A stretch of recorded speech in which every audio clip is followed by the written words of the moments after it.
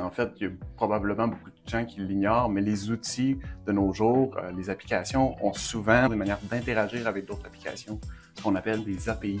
Ça fait que quand on a un API sur une application, on est capable d'aller consommer de l'information et même parfois d'envoyer de l'information à cette application. C'est très utile dans le cadre de développement d'applications custom parce qu'on peut, dans le fond, prendre une portion du processus, optimiser ce processus à travers une application, puis ensuite s'intégrer aux autres applications.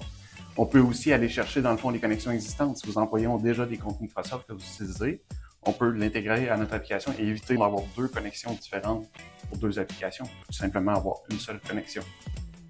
Et je pense que de plus en plus, c'est normal de voir des entreprises qui utilisent plusieurs logiciels. C'est-à-dire que le temps où les entreprises avaient un gros système de gestion qui gérait tout est un peu révolu. Maintenant, c'est vraiment, on va dire, un écosystème que l'entreprise va avoir, un écosystème d'applications de logiciels qui vont gérer des portions spécialisées de l'entreprise. Puis dans le fond, on vient interconnecter ça. Fait que je crois que, comme tu expliques, il y a manière d'intégrer ça, puis que ce soit fluide dans le processus.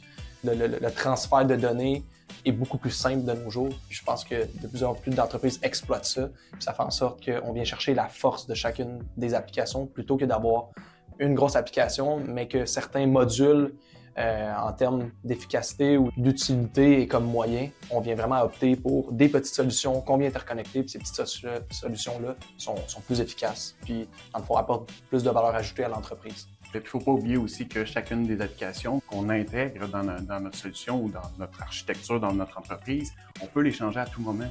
Donc, c'est là que la puissance des API est intéressante parce qu'on peut tout simplement prendre une nouvelle application, remplacer l'application qui ne fait plus l'affaire, le tour est joué.